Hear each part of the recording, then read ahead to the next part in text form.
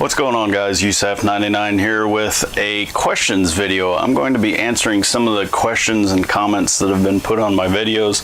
The biggest so far, which I did not expect to have this many views, I have almost 20,000 views on the DPF delete video, which is freaking amazing. I think it's pretty cool. That's where most of these questions are going to come from. So if you have asked a question about the DPF delete, if you'd like to know more about the DPF delete or how I did it or how to do it, the link for that video is somewhere around here, wherever I decide to put it, somewhere in this general vicinity. All right, let's get straight to the questions. Y'all ready? Let's do it. Golden Boy GQ9 asked, how is she running? That's probably the most asked question that I get in some form or another. How's it running? Since it's been a few months since I put it in. The truck runs like a champ. I can tell when I change my oil now. I actually get golden brown oil out. You can tell it's been used. It's darker than when I put it in there, but you can tell that it's not running the regen cycle and dumping soot and crap back into my intake. So it runs like a champ. I'm having some suspension issues right now, but with the big tires and wheels that are on it, it's to be expected. It's gonna happen. There's more videos on my channel about stuff that I've done. I actually pulled a bonehead move not too long ago. Just did a video on it, just uploaded it, about the ABS sensors. In the video I replace an ABS sensor, but that turns out not to be the problem. I'm gonna have to buy a hub. I cracked the toner wheel inside the hub, which stinks. I wish you could just replace the ring, but you can't. The whole hub. So next question, Lane U 3 months ago asked, did you unplug anything under the hood? No, I didn't unplug anything under the hood, and there's a very specific reason for that. The EGR valve is actually still in the truck. I have an EGR delete. It's sitting on the floor behind me. Spent a bunch of money on it from Sinister Diesel, decided not to install it. Reason being is, on the back of the motor where the turbo downpipes come down and meet the EGR valve, all the duct work for the EGR, there's just the two bolts, and where the cooler and the downpipe meet, that's actually to help support those turbo downpipes, and you have to have it because of the sensor that's right there. That pipe coming down is only supported by one mount on the back of the block. So what ends up happening is you delete the EGR, you delete the coolers, and put a plate on there to block it off. Well, now that pipe is sitting at the side of the motor unsupported until it gets almost up to the turbo, where there's a 1-bolt mount holding that thing on. So normal vibrations, normal driving, normal everything, that thing sits in there and flutters and vibrates.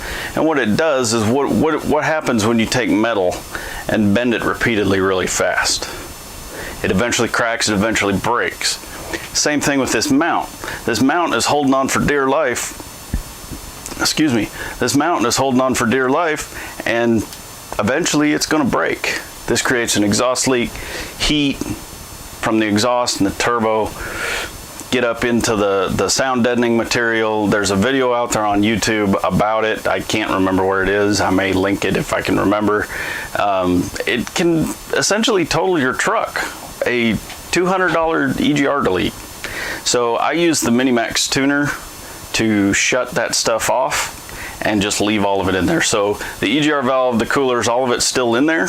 It still operates like it's supposed, or it's still sitting there and still serves a purpose, but not the truck killing, power killing purpose that it was designed for. It's basically there as a placeholder. Fair enough? Okay. Are you not running, Michael Pound says, Yusef99, are you running the factory muffler or straight piped all the way back? I just ordered the same kit as you, just waiting for delivery. Man, you're gonna be really happy with the kit. I was super happy about it. If you remember, I just nailed my microphone. If you remember back to my install, or the actual DPF video, I was really impressed with the kit. You probably will be too. Actually, that comment was made 3 months ago, so you're probably already impressed with it. But yeah, it's straight pipe all the way back. I got rid of the muffler, all of it. We don't have emissions testing in Oklahoma. Only for off-road use. I wouldn't use it on the highway. You can get in very, very deep trouble doing that. Anyway, next question. Let's see. Okay, next question. Big John, a month ago, curious as to what your miles per gallon is now. Have you any updates after some use out of it? Yeah, the miles per gallon is roughly 18 miles per gallon. If you were paying attention in my last video, I shot down at the cluster and it said 13.4. That's not what the actual mileage is. It gets roughly 18, sometimes 19, sometimes 17, depending on what I'm doing, if I'm hauling a heavy load around or whatever. I had just pushed the reset button on that and then kind of goosed the truck a little bit. That's why it showed 13.4 in the last video. You can take my word for it or tell me I'm a liar. It really doesn't matter to me, but I'm telling you, with the kit, I'm getting about 18. Billy Clark says, "Boomer sooner, buddy." I'll tell you what, we're gonna favorite that. We should probably pin that. Boomer sooner, baby. Yeah. I'm a huge Oklahoma Sooners fan. Yusef99 commented, "I just realized FlowPro should be paying me for all the shameless promotion I did in this video. Sorry, guys." FlowPro? Just saying.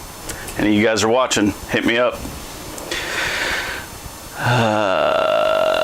Let's see. Is the truck still running good? See, another one.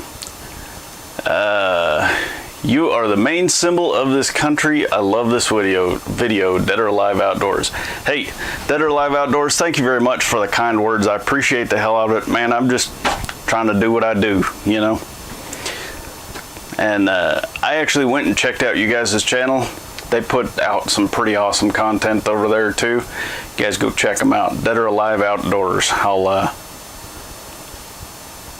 make sure you guys see the link there.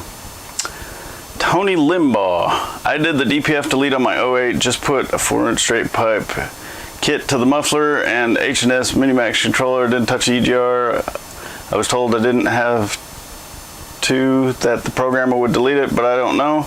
I do know that my F450 runs like a scalded ass," I think he was trying to say scalded ass ape now, and before it wouldn't hardly even pull itself, let alone a trailer. Best $2,100 I've ever spent. If you're having trouble with a 6.4, this is the way to fix it.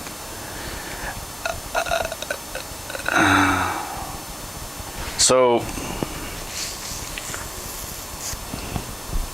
I think he's trying to tell me that he did it on his F450. So 650 horsepower Power Stroke said 10 months ago, "It's not a twin turbo." Why are there literal people out there that just, you don't have a friend in life, so you frequent YouTube to be a douche to whoever you can. I know it's not, it's technically a compound turbo. I know. Dickhead.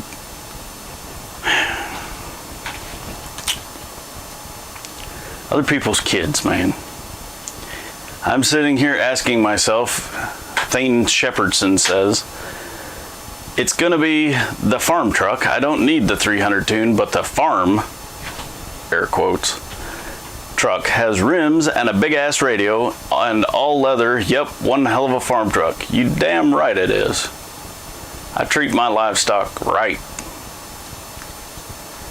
I had asked what the large metal chunk that was attached to the exhaust was, and many of you came back with answers, one of which was from Sergeant Schill. It's a GPS tracker, so the EPA can track that delete. I said that, he said those. We're gonna assume that's what he meant. Appreciate it, Sergeant Schill. Appreciate it.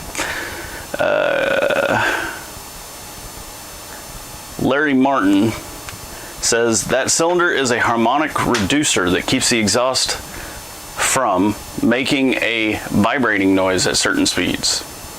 That's the best answer that I got, the one that makes sense, and I commented back, outstanding, thanks for the answer. Curtis Monday came up with a nice piece of advice. Run that H&S in stock mode, otherwise it advances the timing so much you will find the weak point in that engine pretty quick. That's the only reason, Curtis, that I have the tuner, is to turn off the EGR. I don't care to boost the power any. I sometimes switch it to tow mode, but I've found out recently that switching the H&S to tow mode is pointless because all it's doing is using the stock Ford programmed tow mode without pushing the button on the gear shift. So basically, instead of pushing the button on the gear shift, I'm pushing the button on the H&S. Same thing. That black rubber piece is a vibration dampener. Yes, yes, yes. Many comments. So I did also get asked to post the link from where I bought the kit. The link may have changed by now, but it is on the video if you guys want to go to the 2008 F-250 6.4 liter DPF delete video on this channel and check it out.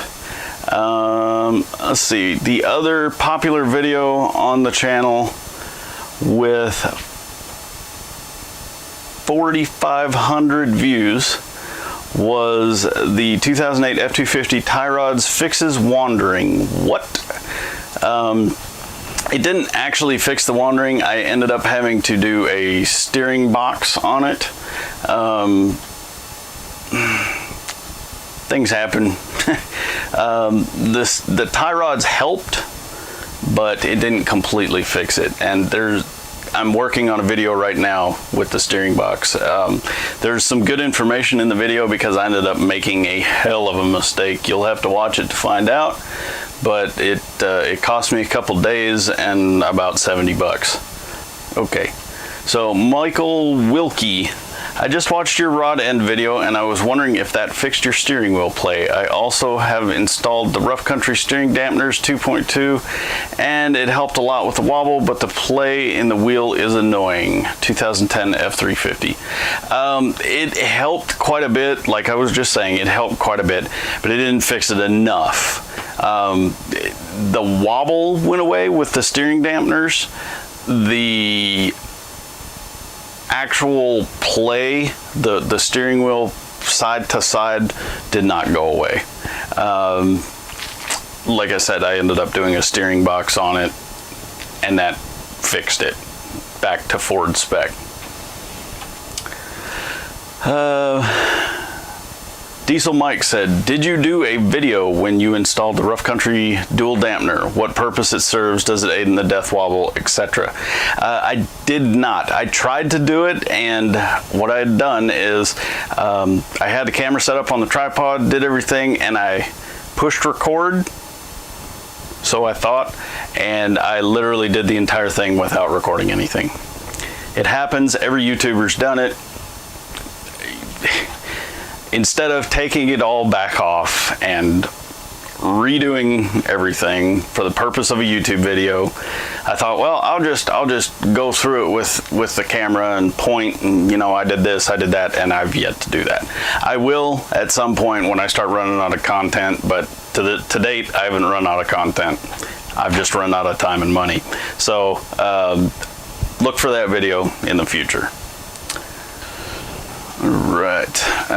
Justin Quillantan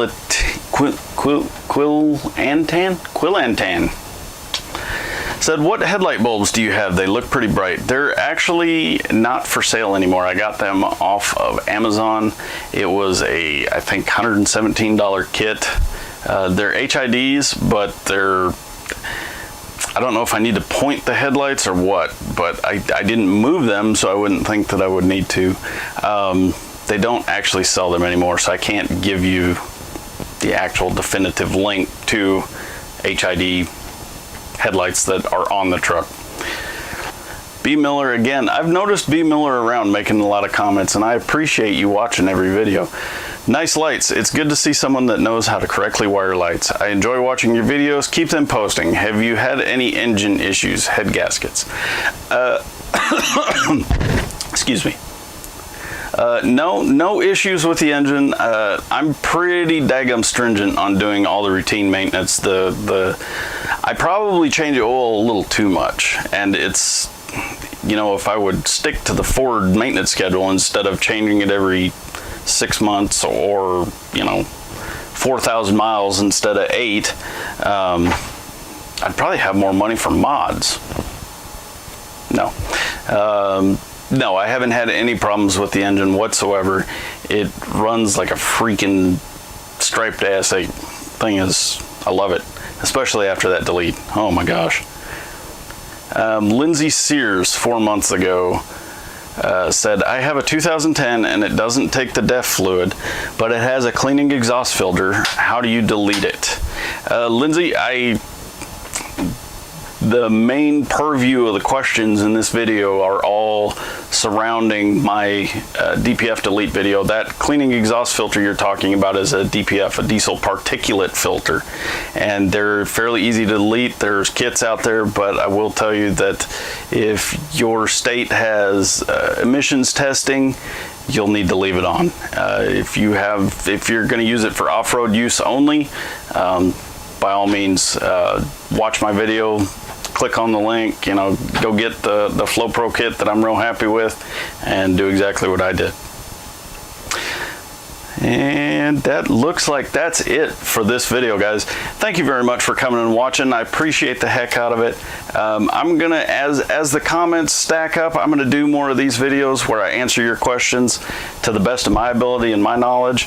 I'll do what I can. I'm not the smartest, you know, guy out there, but I can do some pretty good research, and I got a lot of buddies that know a lot of things, and over the years I've learned a few things, so I'll do what I can to help. And if you have any questions, be sure to post them on the videos. Be sure and tell your friends about my videos, and until next time, guys, I'll see you later.